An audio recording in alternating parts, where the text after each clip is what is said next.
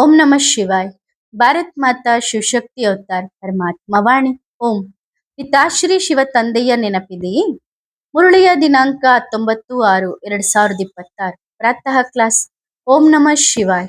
ಆಜ್ಞಾಕಾರಿ ಮಕ್ಕಳೇ, ಇದು ಶ್ರೀಮತ ಅಂದರೆ ಭಗವಂತನ ಶ್ರೇಷ್ಠಾತಿ ಶ್ರೇಷ್ಠ ಮತವಾಗಿದೆ. ಉಳಿದವೆಲ್ಲವೂ ಮನುಷ್ಯ ಮತಗಳಾಗಿವೆ. ಮನುಷ್ಯ ಮತದಿಂದ ನೀವು ಕೆಳಗೆ ಬೀಳುತ್ತಾ ಬಂದಿದ್ದೀರಿ.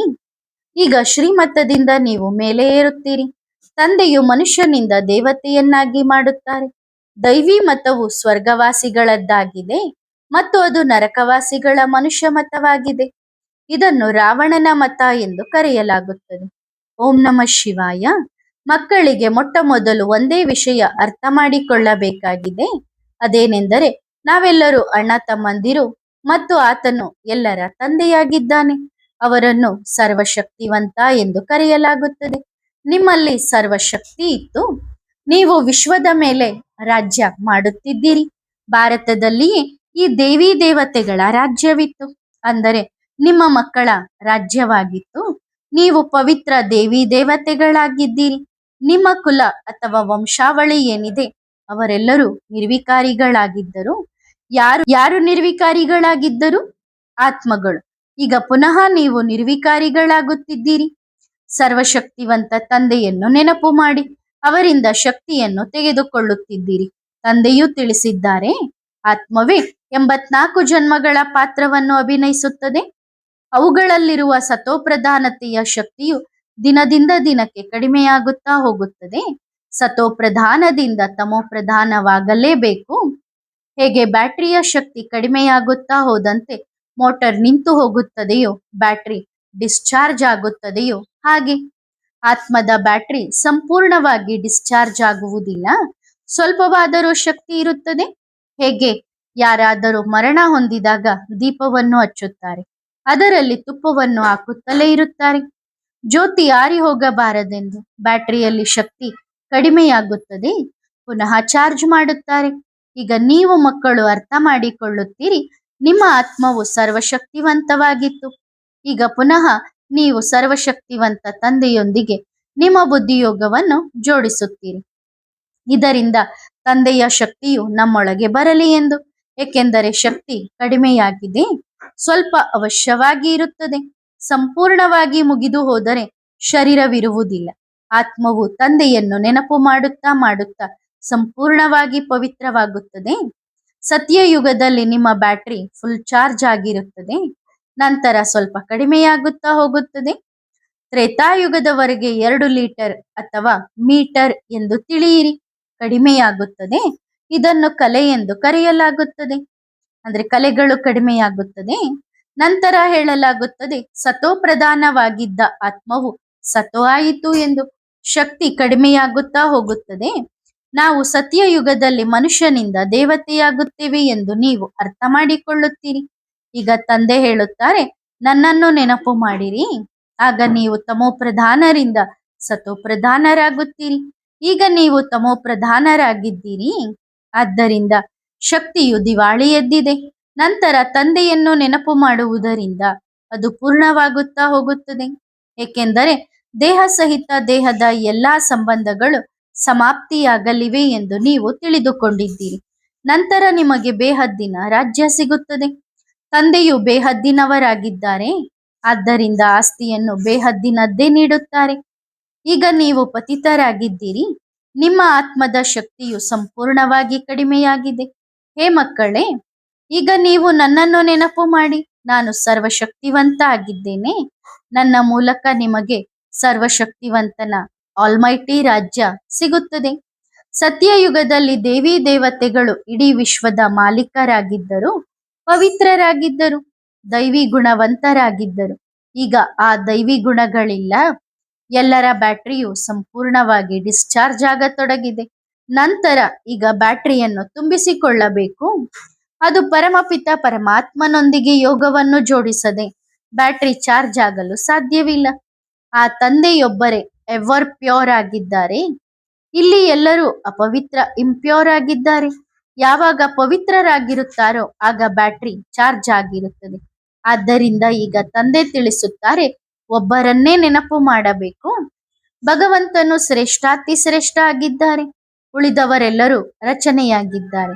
ರಚನೆಗೆ ರಚನೆಯಿಂದ ಆಸ್ತಿ ಸಿಗುವುದಿಲ್ಲ. ರಚಯಿತ ಒಬ್ಬರೇ ಆಗಿದ್ದಾರೆ. ಅವರು ಬೇಹದ್ದಿನ ತಂದೆಯಾಗಿದ್ದಾರೆ. ಉಳಿದವರೆಲ್ಲರೂ ಹದ್ದಿನವರಾಗಿದ್ದಾರೆ. ಬೇಹದ್ದಿನ ತಂದೆಯನ್ನು ನೆನಪು ಮಾಡುವುದರಿಂದ ಬೇಹದ್ದಿನ ಮಾಲೀಕತನ ಸಿಗುತ್ತದೆ. ಆದ್ದರಿಂದ ನಮಗಾಗಿ ಬಾಬಾ ಹೊಸ ಪ್ರಪಂಚವನ್ನು ಸ್ಥಾಪನೆ ಮಾಡುತ್ತಿದ್ದಾರೆ ಎಂದು ಮಕ್ಕಳು ಮನಸ್ಸಿನಲ್ಲಿ ಅರ್ಥ ಮಾಡಿಕೊಳ್ಳಬೇಕು. ಡ್ರಾಮಾ ಪ್ಲಾನ್ ಅನುಸಾರ ಸ್ವರ್ಗದ ಸ್ಥಾಪನೆಯಾಗುತ್ತಿದೆ. ಸತ್ಯಯುಗ ಬರಲಿದೆ ಎಂದು ನೀವು ಅರ್ಥ ಮಾಡಿಕೊಳ್ಳುತ್ತೀರಿ. ಸತ್ಯಯುಗದಲ್ಲಿ ಸದಾ ಸುಖವಿರುತ್ತದೆ. ಅದು ಹೇಗೆ ಸಿಗುತ್ತದೆ? ತಂದೆ ಕುಳಿತು ತಿಳಿಸುತ್ತಾರೆ, ನನ್ನೊಬ್ಬನನ್ನೇ ನೆನಪು ಮಾಡಿ, ನಾನು ಸದಾ ಪವಿತ್ರನಾಗಿದ್ದೇನೆ. ನಾನು ಎಂದಿಗೂ ಮನುಷ್ಯತನವನ್ನು ತೆಗೆದುಕೊಳ್ಳುವುದಿಲ್ಲ, ದೈವಿತನವನ್ನು ತೆಗೆದುಕೊಳ್ಳುವುದಿಲ್ಲ. ಮನುಷ್ಯತನವನ್ನು ತೆಗೆದುಕೊಳ್ಳುವುದಿಲ್ಲ ಅಂದರೆ ನಾನು ಜನನ ಮರಣದ ಚಕ್ರದಲ್ಲಿ ಬರುವುದಿಲ್ಲ. ಕೇವಲ ನಿಮಗೆ ಸ್ವರ್ಗದ ಮಾಲೀಕತನವನ್ನು ಕೊಡಲು ಇವರು 60 ವರ್ಷದ ವಾನಪ್ರಸ್ಥ ಸ್ಥಿತಿಯಲ್ಲಿದ್ದಾಗ ಇವರ ತನುವಿನಲ್ಲಿ ಬರುತ್ತೇನೆ. ಇವರೇ ಪೂರ್ಣವಾಗಿ ಸತೋಪ್ರಧಾನದಿಂದ ತಮೋಪ್ರಧಾನರಾಗಿದ್ದಾರೆ. ನಂಬರ್ 1 ಆಗಿ ಶ್ರೇಷ್ಠಾತಿ ಶ್ರೇಷ್ಠ ಭಗವಂತ, ನಂತರ ಸೂಕ್ಷ್ಮವತನವಾಸಿ ಬ್ರಹ್ಮ, ವಿಷ್ಣು, ಶಂಕರ ಎಂದು ಹೇಳುತ್ತಾರೆ. ಅವರು ಯಾರೂ ಇಲ್ಲ. ತಂದೆಯು ಇವುಗಳ ಅರ್ಥವನ್ನು ತಿಳಿಸುತ್ತಾರೆ. ಇದು ಕೇವಲ ಸಾಕ್ಷಾತ್ಕಾರವಾಗಿದೆ. ಸೂಕ್ಷ್ಮವತನವು ಮಧ್ಯದ್ದಾಗಿದೆ ಅಲ್ಲವೇ? ಅಲ್ಲಿ ಶರೀರವಿರಲು ಸಾಧ್ಯವಿಲ್ಲ. ಸೂಕ್ಷ್ಮ ಶರೀರವನ್ನು ಕೇವಲ ದಿವ್ಯ ದೃಷ್ಟಿಯಿಂದ ನೋಡಲಾಗುತ್ತದೆ. ಬ್ರಹ್ಮರಂತೂ ಬಿಳಿ ವಸ್ತ್ರಧಾರಿಗಳಾಗಿದ್ದಾರೆ. ಆ ವಿಷ್ಣುವು ವಜ್ರ ವೈಡೂರ್ಯಗಳಿಂದ ಅಲಂಕರಿಸಲ್ಪಟ್ಟಿದ್ದಾನೆ. ನಂತರ ಶಂಕರನ ಕೊರಳಿನಲ್ಲಿ ಹಾವು ಇತ್ಯಾದಿಗಳನ್ನು ತೋರಿಸುತ್ತಾರೆ. ಈ ರೀತಿ ಶಂಕರ ಇರಲು ಸಾಧ್ಯವಿಲ್ಲ. ಅಮರನಾಥದಲ್ಲಿ ಶಂಕರನು ಪಾರ್ವತಿಗೆ ಕತೆ ಹೇಳಿದನೆಂದು ತೋರಿಸುತ್ತಾರೆ. ಈಗ ಸೂಕ್ಷ್ಮವತನದಲ್ಲಿ ಯಾವ ಕತೆ ಹೇಳುತ್ತಾರೆ? ಕಥೆಯನ್ನಂತೂ ನಿರಾಕಾರ ಪರಮಪಿತ ಪರಮಾತ್ಮನು ಹೇಳಬೇಕಾಗಿದೆ. ಸೂಕ್ಷ್ಮವತನದಲ್ಲಿ ಮನುಷ್ಯರು ಎಲ್ಲಿಂದ ಬಂದರು? ಮನುಷ್ಯ ಸೃಷ್ಟಿಯಂತೂ ಇಲ್ಲಿದೆಯಲ್ಲವೇ? ಉಳಿದಂತೆ ಅವರು ಕೇವಲ ಸಾಕ್ಷಾತ್ಕಾರಕ್ಕಾಗಿ ಇರುವ ಫರಿಸ್ತೆಗಳಾಗಿದ್ದಾರೆ. ಯಾರು ಸಂಪೂರ್ಣ ಪವಿತ್ರರಾಗುತ್ತಾರೋ ಅವರಿಗೆ ಸಾಕ್ಷಾತ್ಕಾರವಾಗುತ್ತದೆ. ಹೀಗೆ ಫರಿಸ್ತಾಗಳಾಗಿ ನಂತರ ಸತ್ಯಯುಗದಲ್ಲಿ ಇಲ್ಲಿಯೇ ಬಂದು ಸ್ವರ್ಗದ ಮಾಲೀಕರಾಗುತ್ತಾರೆ. ಈ ಬ್ರಹ್ಮರವರು ವಿಷ್ಣುವನ್ನು ನೆನಪು ಮಾಡುವುದಿಲ್ಲ. ಇವರು ಸಹ ಶಿವಬಾಬಾರವರನ್ನು ನೆನಪು ಮಾಡಿ ವಿಷ್ಣು ಆಗುತ್ತಾರೆ. ಆದ್ದರಿಂದ ಇವರು ಈ ರಾಜ್ಯವನ್ನು ಹೇಗೆ ಪಡೆದರು ಎಂದು ಅರ್ಥ ಮಾಡಿಕೊಳ್ಳಬೇಕಲ್ಲವೇ? ಯುದ್ಧ ಇತ್ಯಾದಿ ಏನೂ ನಡೆಯುವುದಿಲ್ಲ. ದೇವತೆಗಳು ಹಿಂಸೆ ಮಾಡುತ್ತಾರೆಯೇ? ಈಗ ನೀವು ತಂದೆಯನ್ನು ನೆನಪು ಮಾಡುವುದರಿಂದ ರಾಜ ಪದವಿಯನ್ನು ಪಡೆಯುತ್ತೀರಿ. ಯಾರಾದರೂ ನಂಬಲಿ ಬಿಡಲಿ, ಗೀತೆಯಲ್ಲೂ ಇದೆ, ಮಕ್ಕಳೇ, ದೇಹ ಸಹಿತ ದೇಹದ ಎಲ್ಲಾ ಧರ್ಮಗಳನ್ನು ಬಿಟ್ಟು ನನ್ನೊಬ್ಬನನ್ನೇ ನೆನಪು ಮಾಡಿರಿ. ಅವರಿಗೆ ದೇಹವಿಲ್ಲ, ಮೋಹ ಇಟ್ಟುಕೊಳ್ಳಲು. ತಂದೆ ಹೇಳುತ್ತಾರೆ, ಸ್ವಲ್ಪ ಸಮಯಕ್ಕಾಗಿ ಈ ಶರೀರವನ್ನು ಸಾಲವಾಗಿ ತೆಗೆದುಕೊಳ್ಳುತ್ತೇನೆ. ಇಲ್ಲದಿದ್ದರೆ ನಾನು ಜ್ಞಾನವನ್ನು ಹೇಗೆ ಕೊಡಲಿ? ನಾನು ಬೀಜರೂಪನಾಗಿದ್ದೇನೆ, ಚೈತನ್ಯನಾಗಿದ್ದೇನೆ. ಈ ಸಂಪೂರ್ಣ ವೃಕ್ಷದ ಜ್ಞಾನವು ನನ್ನ ಬಳಿಯೇ ಇದೆ ಮತ್ತು ಬೇರೆ ಯಾರಿಗೂ ಇದು ಗೊತ್ತಿಲ್ಲ. ಸೃಷ್ಟಿಯ ಆಯುಷ್ಯು ಎಷ್ಟಿದೆ? ಹೇಗೆ ಉತ್ಪತ್ತಿ, ಪಾಲನೆ, ವಿನಾಶವಾಗುತ್ತದೆ? ಮನುಷ್ಯರಿಗೆ ಅವಶ್ಯವಾಗಿ ಇದು ತಿಳಿದಿರಬೇಕಲ್ಲವೇ? ಮನುಷ್ಯರೇ ಓದುತ್ತಾರೆ, ಪ್ರಾಣಿಗಳಂತೂ ಓದುವುದಿಲ್ಲ ಅಲ್ಲವೇ? ಅವರು ಹದ್ದಿನ ಶಿಕ್ಷಣವನ್ನು ಓದುತ್ತಾರೆ. ತಂದೆಯು ನಿಮಗೆ ಬೇಹದ್ದಿನ ಶಿಕ್ಷಣವನ್ನು ಕಲಿಸುತ್ತಾರೆ. ಇದರಿಂದ ನಿಮ್ಮನ್ನು ಬೇಹದ್ದಿನ ಮಾಲೀಕರನ್ನಾಗಿ ಮಾಡುತ್ತಾರೆ. ಆದ್ದರಿಂದ ಭಗವಂತ ಎಂದಿಗೂ ಮನುಷ್ಯನಿಗೆ ಅಥವಾ ದೇಹದಾರಿಗೆ ಹೇಳಲಾಗುವುದಿಲ್ಲ ಎಂದು ಅರ್ಥ ಮಾಡಿಕೊಳ್ಳಬೇಕು. ಇವರಿಗೆ ಸೂಕ್ಷ್ಮ ದೇಹವಿದೆಯಲ್ಲವೇ? ಇವರ ಹೆಸರೇ ಬೇರೆಯಾಗಿದೆ. ಇವರನ್ನು ಭಗವಂತ ಎಂದು ಕರೆಯಲಾಗುವುದಿಲ್ಲ.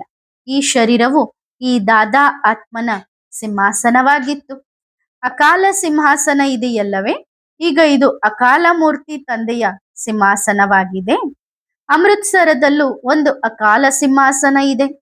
ದೊಡ್ಡ ದೊಡ್ಡವರು ಅಲ್ಲಿ ಅಕಾಲ ಸಿಂಹಾಸನದ ಮೇಲೆ ಹೋಗಿ ಕುಳಿತುಕೊಳ್ಳುತ್ತಾರೆ. ಈಗ ತಂದೆ ತಿಳಿಸುತ್ತಾರೆ, ಇವೆಲ್ಲವೂ ಅಕಾಲ ಆತ್ಮಗಳ ಸಿಂಹಾಸನಗಳಾಗಿವೆ. ಆತ್ಮವು ಅಕಾಲವಾಗಿದೆ. ಇದನ್ನು ಕಾಲವು ತಿನ್ನಲು ಸಾಧ್ಯವಿಲ್ಲ. ಉಳಿದಂತೆ ಸಿಂಹಾಸನವು ಬದಲಾಗುತ್ತಾ ಇರುತ್ತದೆ. ಅಕಾಲ ಮೂರ್ತಿ ಆತ್ಮವು ಈ ಸಿಂಹಾಸನದ ಮೇಲೆ ಕುಳಿತುಕೊಳ್ಳುತ್ತದೆ. ಮೊದಲು ಸಣ್ಣ ಸಿಂಹಾಸನವಿರುತ್ತದೆ, ನಂತರ ದೊಡ್ಡದಾಗುತ್ತದೆ. ಆತ್ಮವು ಒಂದು ಶರೀರವನ್ನು ಬಿಟ್ಟು ಮತ್ತೊಂದು ಸಣ್ಣ ಸಿಂಹಾಸನದ ಮೇಲೆ ಹೋಗಿ ಕುಳಿತುಕೊಳ್ಳುತ್ತದೆ. ಆತ್ಮವೇ ಹೇಳುತ್ತದೆ, ಇದು ನನ್ನ ಶರೀರ, ನಾನು ಒಂದು ಶರೀರವನ್ನು ಬಿಟ್ಟು ಮತ್ತೊಂದನ್ನು ತೆಗೆದುಕೊಳ್ಳುತ್ತೇನೆ. ಆತ್ಮವು ಅಕಾಲವಾಗಿದೆ. ಉಳಿದಂತೆ ಇವುಗಳಲ್ಲಿ ಒಳ್ಳೆಯ ಅಥವಾ ಕೆಟ್ಟ ಸಂಸ್ಕಾರಗಳಿರುತ್ತವೆ. ಅದಕ್ಕಾಗಿಯೇ ಹೇಳಲಾಗುತ್ತದಲ್ಲವೇ, ಇದು ಕರ್ಮಗಳ ಫಲವೆಂದು. ಆತ್ಮವು ಎಂದಿಗೂ ವಿನಾಶವಾಗುವುದಿಲ್ಲ. ಆತ್ಮನ ತಂದೆ ಒಬ್ಬರೇ. ಬಾಬಾ ಯಾವುದೇ ಶಾಸ್ತ್ರಗಳ ವಿಷಯವನ್ನು ಹೇಳುತ್ತಿಲ್ಲ ಎಂದು ಅರ್ಥ ಮಾಡಿಕೊಳ್ಳಬೇಕಲ್ಲವೇ. ಆ ಶಾಸ್ತ್ರಗಳೆಲ್ಲವೂ ಭಕ್ತಿ ಮಾರ್ಗದವುಗಳಾಗಿವೆ. ಅವುಗಳನ್ನು ಹೊಟ್ಟು ಎಂದು ಕರೆಯಲಾಗುತ್ತದೆ. ಅವು ಯಾವುದಕ್ಕೂ ಪ್ರಯೋಜನವಿಲ್ಲ. ವೇದ ಶಾಸ್ತ್ರಗಳನ್ನು ಓದುತ್ತಾ ಓದುತ್ತಾ ನಾವು ಏಣಿಯನ್ನು ಕೆಳಗೆ ಇಳಿಯುತ್ತಾ ಬಂದಿದ್ದೇವೆ. ಸಾಧು ಸನ್ಯಾಸಿಗಳು ಗಂಗಾ ಸ್ನಾನ ಮಾಡಲು ಹೋಗುತ್ತಾರೆ. ಅದರಿಂದ ಯಾರೂ ಪಾವನರಾಗುವುದಿಲ್ಲ. ವಾಪಸ್ ಯಾರೂ ಹೋಗಲು ಸಾಧ್ಯವಿಲ್ಲ. ಕೊನೆಯಲ್ಲಿ ಎಲ್ಲರೂ ಹೋಗುತ್ತಾರೆ. ಹೇಗೆ ಹುಳಗಳು ನೊಣಗಳ ಹಿಂಡು ಹೋಗುತ್ತದೆಯೋ ಹಾಗೆ ನೊಣಗಳಿಗೂ ರಾಣಿ ಇರುತ್ತದೆ. ಅವುಗಳ ಹಿಂದೆ ಎಲ್ಲವೂ ಹೋಗುತ್ತದೆ. ತಂದೆಯೂ ಹೋಗುತ್ತಾರೆ. ಆಗ ಅವರ ಹಿಂದೆ ಎಲ್ಲ ಆತ್ಮಗಳು ಹೋಗುತ್ತವೆ. ಅಲ್ಲಿ ಮೂಲವತನದಲ್ಲಿ ಎಲ್ಲ ಆತ್ಮಗಳ ಗೋಪುರ ಇದ್ದಂತಿದೆ. ಇಲ್ಲಿ ಮನುಷ್ಯರ ಹಿಂಡು ಇದೆ. ಆದ್ದರಿಂದ ಈ ಹಿಂಡು ಕೂಡ ಒಂದು ದಿನ ಹೊರಡಬೇಕಾಗಿದೆ. ತಂದೆ ಬಂದು ಎಲ್ಲ ಆತ್ಮಗಳನ್ನು ಕರೆದುಕೊಂಡು ಹೋಗುತ್ತಾರೆ. ಶಿವನ ವರಯಾತ್ರೆ ಅಂದ್ರೆ ಶಿವನ ದಿಬ್ಬಣ ಎಂದು ಕರೆಯಲಾಗುತ್ತದಲ್ಲವೇ. ಮಕ್ಕಳಾದರೂ ಎನ್ನಿ ಅಥವಾ ಸಖಿಯರು ಎನ್ನಿ, ತಂದೆ ಬಂದು ಮಕ್ಕಳಿಗೆ ಕಲಿಸಿ ಓದಿಸಿ ನಂತರ ನೆನಪಿನ ಯಾತ್ರೆಯನ್ನು ಕಲಿಸುತ್ತಾರೆ. ಪಾವನವಾಗದೆ ಆತ್ಮವು ಹೋಗಲು ಸಾಧ್ಯವಿಲ್ಲ. ಯಾವಾಗ ಪವಿತ್ರವಾಗುತ್ತವೆಯೋ ಆಗ ಮೊಟ್ಟ ಮೊದಲು ಶಾಂತಿಧಾಮಕ್ಕೆ ಹೋಗುತ್ತವೆ. ಅಲ್ಲಿ ಹೋಗಿ ಎಲ್ಲರೂ ನಿವಾಸ ಮಾಡುತ್ತಾರೆ. ಅಲ್ಲಿಂದ ನಂತರ ನಿಧಾನವಾಗಿ ಕೆಳಗೆ ಬರುತ್ತಾ ಇರುತ್ತಾರೆ. ವೃದ್ಧಿಯಾಗುತ್ತಾ ಇರುತ್ತದೆ. ಸತೋಪ್ರಧಾನದಿಂದ ತಮೋಪ್ರಧಾನರಾಗಿದ್ದೀರಿ.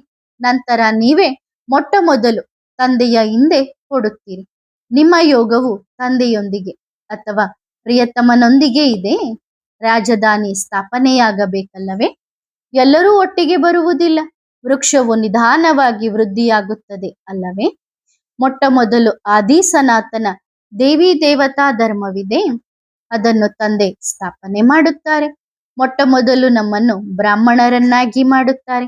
ಪ್ರಜಾಪಿತ ಬ್ರಹ್ಮಾರಿದ್ದಾರಲ್ಲವೇ. ಪ್ರಜೆಯಲ್ಲಿ ಅಣ್ಣ ತಂಗಿಯಾಗುತ್ತಾರೆ. ಕುಮಾರ ಮತ್ತು ಕುಮಾರಿಯರು ಅಸಂಖ್ಯಾತರಾಗಿದ್ದಾರೆ. ಖಂಡಿತವಾಗಿಯೂ ನಿಶ್ಚಯ ಬುದ್ಧಿಯವರಾಗಿರುತ್ತಾರೆ. ಅದಕ್ಕಾಗಿಯೇ ಇಷ್ಟೊಂದು ಸಂಖ್ಯೆಯಲ್ಲಿ ಇದ್ದಾರೆ. ಬ್ರಾಹ್ಮಣರು ಎಷ್ಟಿರಬಹುದು? ಕಚ್ಚಾ ಅಥವಾ ಪಕ್ಕ.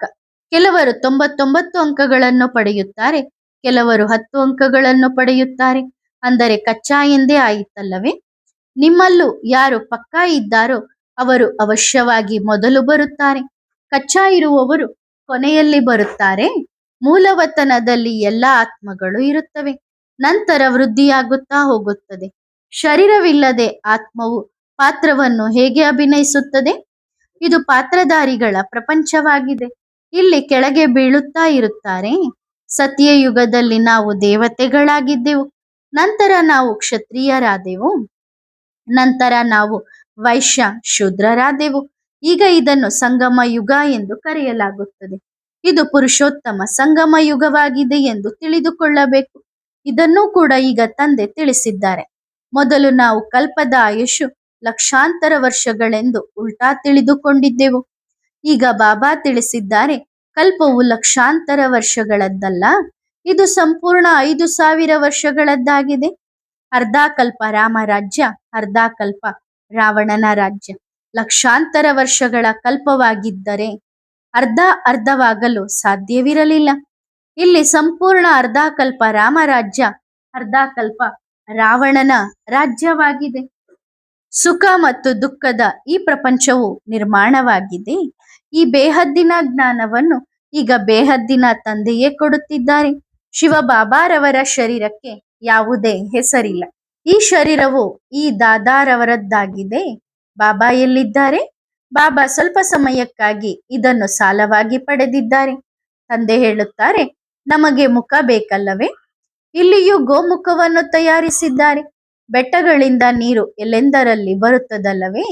ಇಲ್ಲಿ ಗೋವಿನ ಮುಖವನ್ನು ತಯಾರಿಸಿದ್ದಾರೆ. ಅದರಿಂದ ನೀರು ಬರುತ್ತದೆ. ಅದನ್ನು ಗಂಗಾಜಲ ಎಂದು ತಿಳಿದುಕೊಳ್ಳುತ್ತಾರೆ. ಈಗ ಗಂಗೆ ಎಲ್ಲಿಂದ ಬಂದಳು? ಇವೆಲ್ಲವೂ ಸುಳ್ಳು. ಸುಳ್ಳು ಕಾಯ, ಸುಳ್ಳು ಮಾಯೆ, ಸುಳ್ಳು ಈ ಸಂಸಾರ.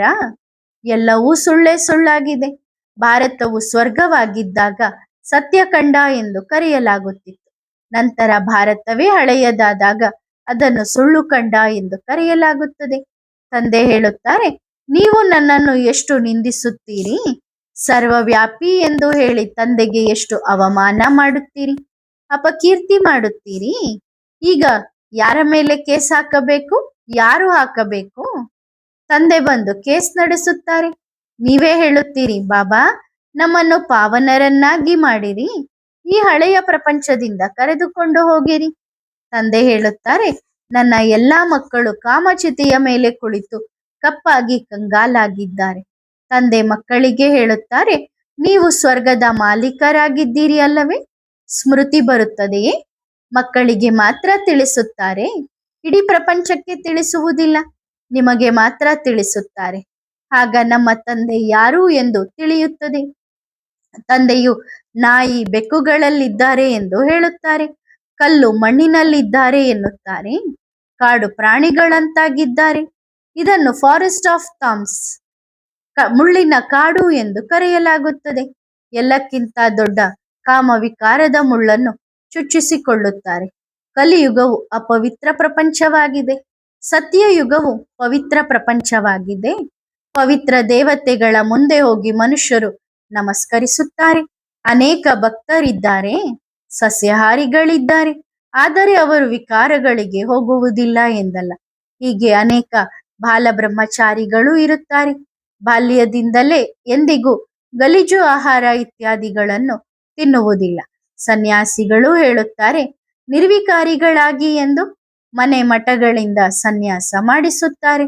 ಮತ್ತೊಂದು ಜನ್ಮದಲ್ಲಿಯೂ ಗೃಹಸ್ಥರ ಬಳಿ ಜನ್ಮ ತಾಳಿ ನಂತರ ಮನೆ ಮಠ ಬಿಟ್ಟು ಹೋಗುತ್ತಾರೆ.